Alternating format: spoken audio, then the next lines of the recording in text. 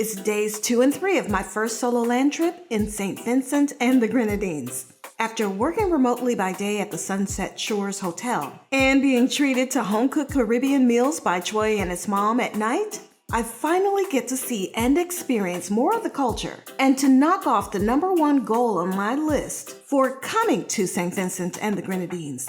And that's climbing the volcano, La Soufrière. All right, guys, so a great first day, a long day, but a great first day in St. Vincent and the Grenadines. So I am working 3 days this week, so I have 3 days of work and 3 days I'm off. So right now I am working out on the balcony and I am about to go to the restaurant for lunch. So I'm gonna take a little time off, go grab some lunch. But I am enjoying my stay here at the Sunset Shores Resort. This is a very nice resort. All right, so let's go to the restaurant and grab some lunch. All right, we are here in the restaurant for lunch, and so I got some, this is seafood au gratin and some chicken fingers as well. So I wanted to get something familiar and then something different. So we'll give this a try.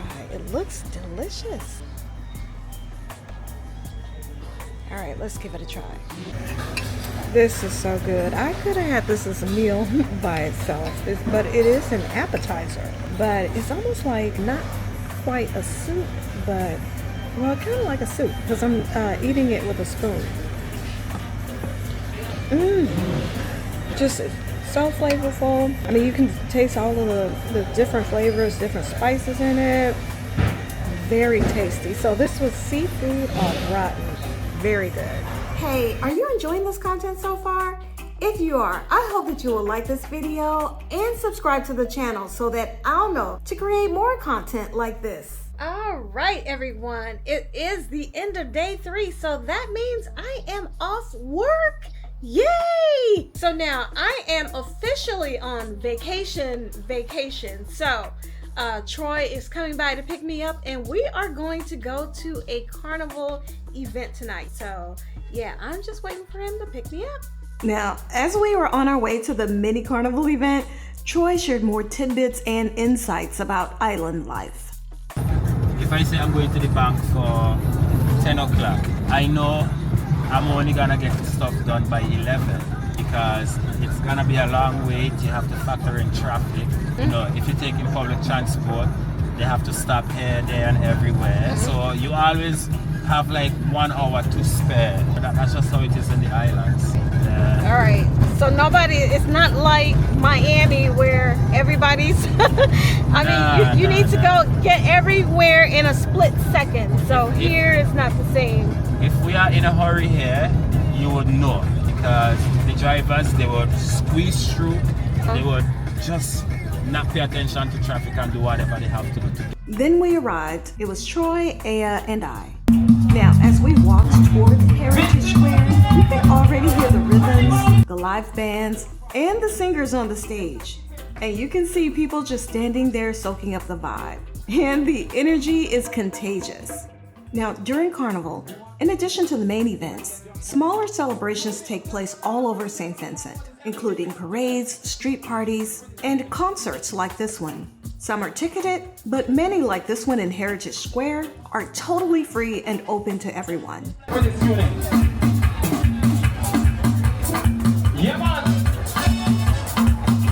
And of course, no Vincentian celebration is complete without good food. All right, so now we are starting to get something to eat. We stopped by a stand to pick up something to eat. We went to Nick's, one of the local stands, and I got a taste of something local. What it is? Now what is this? Roast chicken, and that's called a festival. Okay. Yeah. So let's give it a try.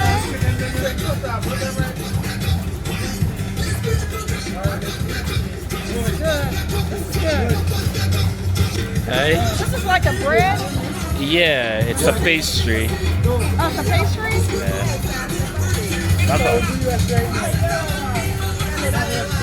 Yeah. Yeah, you're going to hear me say this a lot about the food here. It was absolutely delicious. There was nothing that I had that disappointed me on this island, home cooked or restaurant made. Everything had a burst of flavor, and this did not disappoint. SPG has gone a long way. Some never have nothing good to say. You ain't Calypso tent. Make some noise for Johnny Rebel. Yeah, man. Johnny Rebel. Look at him, Mr. DJ. Understand the judiciary. It's so damn confusing to me. The magistrate, the judge, and the jury. Carnival here, or as locals call it, Vincy Mas, is more than just music and costumes. It's a celebration of freedom, creativity, and community. The roots go back to the days after emancipation, when freed Africans used dance and masquerades to express joy and identity. Today, it has become a mix of old and new, featuring calypso and soca music, traditional masquerade bands, and modern stage performances. The main events can take place in late June or early July, and smaller ones like this help keep the spirit alive throughout the island. If you're proud to be Vincy, say bop bop. Man, all of those sound like all this Vincentian man. If you're proud to be Vincy, say bop bop. And if you believe Vincentian woman is the sweetest woman in the Caribbean, say ball up. Run style. Rub-a-dub, rub-a-dub-dub, rub-a-dub. Like in all. Hey, get something. Pick up Vincy Tiger. Get something. Right now, we're going right now.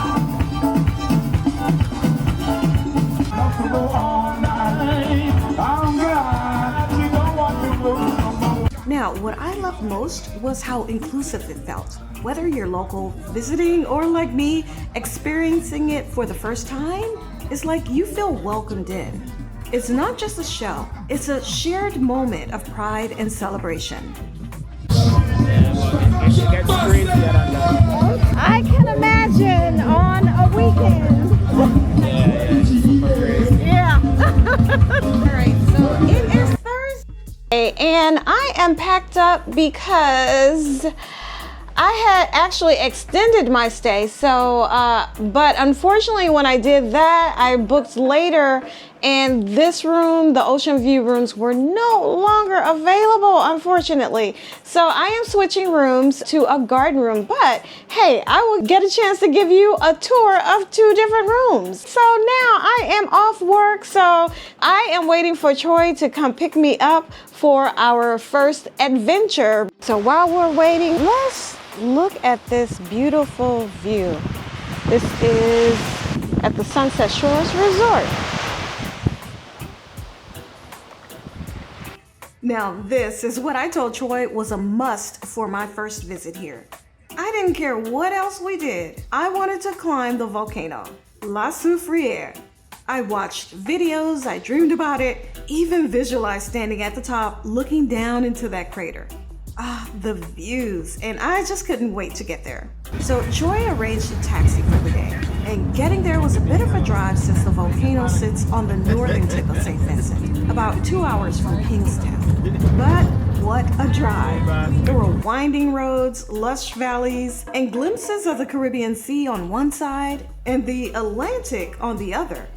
We passed by the Rabaka Dry River, which was actually created by lava flows from one of La Soufrière's earlier eruptions. It's dry most of the year, but after heavy rain, it fills and rushes down from the mountain. It is said to be a reminder of the island's volcanic heartbeat. You said the lava flowed down from here? Okay. That's like from past eruption. Uh-huh. 1979. Okay. Recently, it hasn't been doing that. And speaking of nature, there are fruit trees everywhere on this island, even on our way up to the volcano. And we stopped along the way to pick mangoes and other fruits right from the trees. Oh, okay. Okay, yeah, I see it. Hold on. Now this little road, it looks like a one-way street, but it's not. At one point, we had to squeeze around a car coming from the other direction. And let me tell you, Vincy drivers are skilled, because I would never. Now, for those who don't know, La Soufrière is an active volcano, the highest point in St. Vincent, standing over 4,000 feet tall. It last erupted in April of 2021, covering parts of the island in ash and forcing thousands to evacuate. But today, it's safe to hike, and locals can see it as both powerful and sacred, a symbol of resilience. Alright, so we are starting our hike.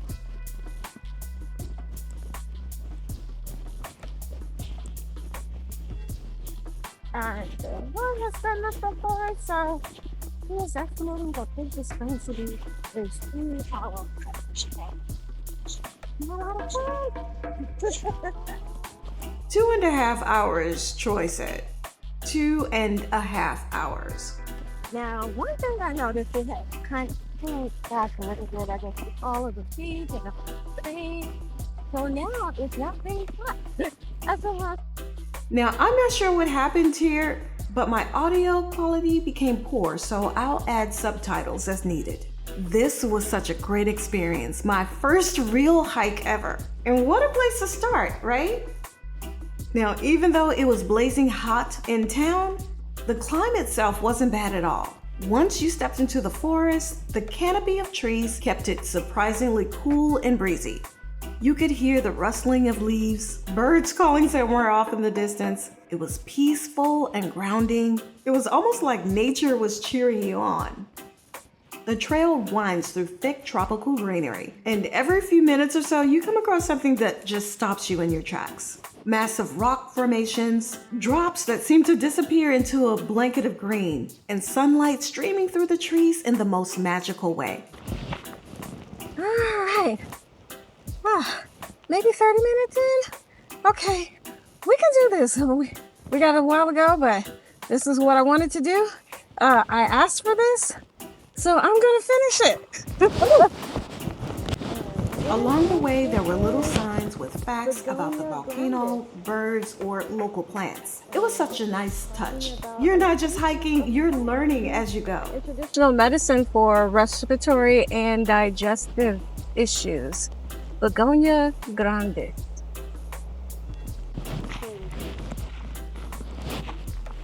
Oh, there's a bird named after you all, Prince Bird. Yeah. Now, the beginning was pretty gentle. Soft inclines, small natural steps, and a steady rhythm. But the higher we went, the steeper it got. The steps grew taller, the rocks were slicker, and the path even narrower. You definitely start feeling it in your legs and your heart. My mind went back to doing the step-ups with Vanessa in the gym. That's how steep the steps started to feel. Still, every pause to catch my breath became a reward, another reminder of just how incredible this island really is. We're not halfway up yet. All right, so a little while to go, but we're gonna do this. This is what I came here for. Okay. All right, now we go down. So it's up and down, up and down. All right, we're gonna do it. All right, and now we come to the bridge.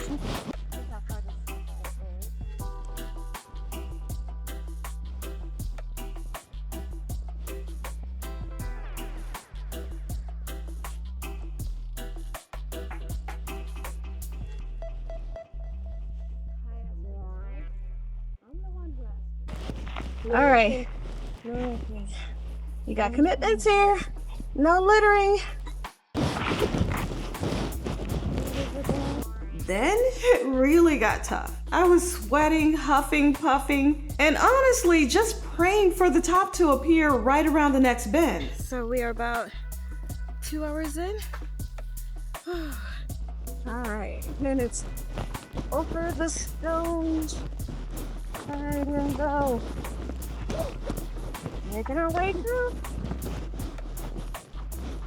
Now Troy and Aya were ahead of me, and I got so excited when I heard Troy call out. I thought, yes, finally we made it. We'd been hiking for about 2 hours, so surely we were close, right? Nope, not even. He called out to tell me we'd reach the halfway point. Halfway? And then it hit me. Troy said this hike takes him about 2.5 hours to get to the top. Him. This Troy. Okay, his 2.5 hours are more like 5 Cheryl hours. Now, not to make excuses, but that's also when I remembered that I hadn't eaten breakfast. I usually skip it or just grab something light, and I clearly wasn't thinking about the carbs that I would need to make this hike. And I definitely hadn't packed water or snacks, no carbs, no fuel, nothing. I did not plan for this hike at all. And I didn't tell Troy or Aya because I didn't want to worry them or make them think that the little old lady in the group was about to tap out. But I could feel it. Just standing there, my legs were trembling, my energy was dipping. I wasn't hungry, but I could feel my body saying, ma'am, we're done. We are, let me turn the camera around. We are only at the halfway point, but I don't think I'm gonna be able to make it.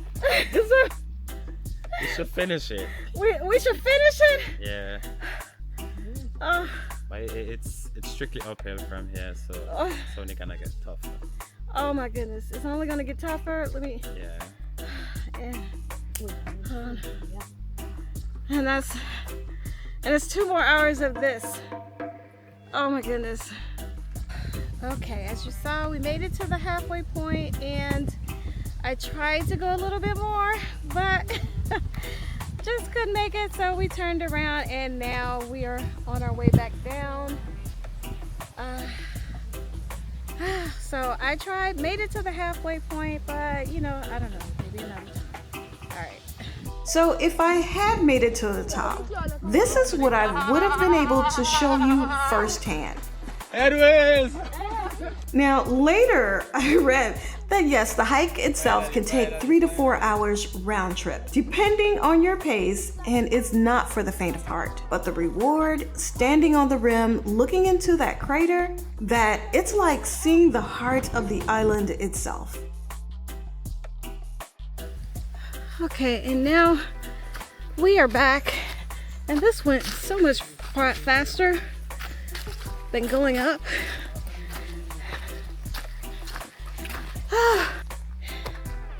It's over.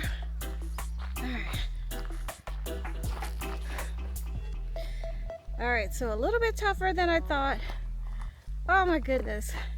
I made it to the halfway point. We turned around, but coming back seemed just so much faster than going. Oh my goodness. But so now we are about to go get some lunch. I'm tired. And if you know me, you know I love a good challenge. So there is no way I'm leaving this earth without a second try. But the next time I'm eating breakfast, I'm packing snacks, water, and yes, toilet tissue.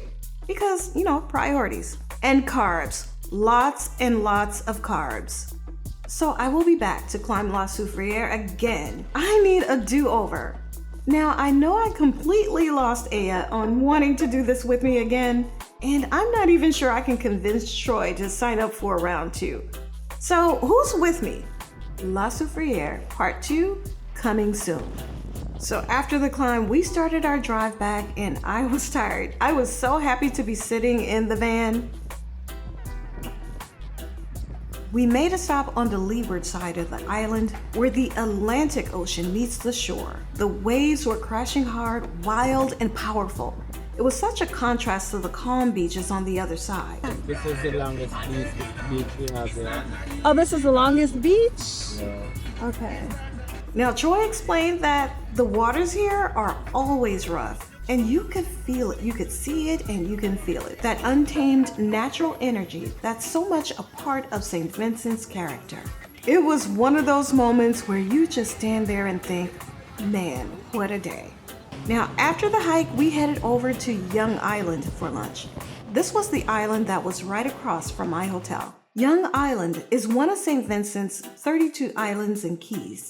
and it's just a quick boat ride from the mainland. You literally hop on a small ferry, and before you know it, you're stepping onto a private tropical escape. All right, we came over to Young Island by the ferry. And I am right over there on the other side. So I'm staying somewhere over there. So we just caught a ferry over here to Young Island.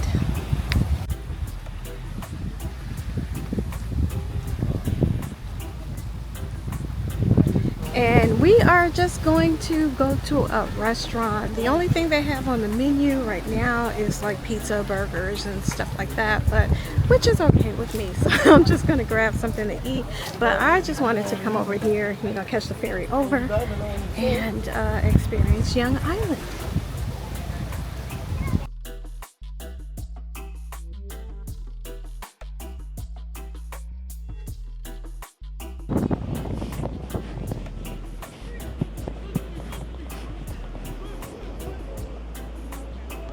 Now, Young Island is a private Caribbean island resort. There's a private water ferry that can take you to and from the main island. And on this island, there's 13 acres of tropical gardens, and they have 29 cottages. So you can come directly here and get a room here, get one of the cottages, and actually stay on the resort. And they have their own private beach. Looks like they have a beach bar over there as well. It's not open right now, but they have loungers. And this is the restaurant over here, and they are actually setting up for dinner. We're kind of early, but dinner starts at 7 p.m. So we're just eating at the bar for right now, where they have just like kind of bar food like burgers, fries, and pizza. So we're just gonna get something. We just came from the mountain up there. Well, not there, but it's on the other side of the island. But yeah, so we just finished, you know, my attempt to climb up the volcano, and I only got halfway. So yeah, that was a bit tougher than I thought. So, but we came over here so, you know, I can experience Young Island, and the restaurant wasn't open. So we're just gonna get some bar food. I ordered some fish and fries and just have a little lunch. It's kind of like almost like dinner now. So so we'll do that, and I'll probably head back over to the island to my room and take a nap because yeah, I'm a little tired. Climbing that volcano kind of took me out. It was a little bit more than I expected, but I am so glad I did it. Even if I only made it to the halfway point, I'm so glad I did it. It was really a great experience. Young Island is home to a boutique resort that's well known for its charm and quiet luxury. Think open air dining, lush gardens, and beachfront cottages where you can fall asleep to the sound of waves. Now, even if you're not staying overnight, you can come over for a meal or a drink and still feel like you've escaped to your own little island.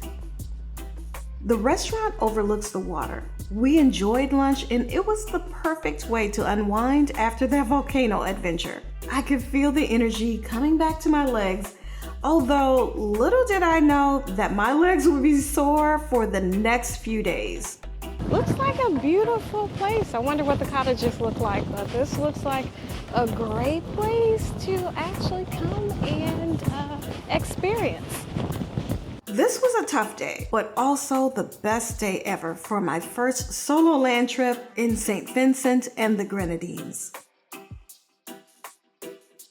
Are you ready for your first or your next cruise and need assistance? Scan the QR code and let's work together to plan your customized cruise experience.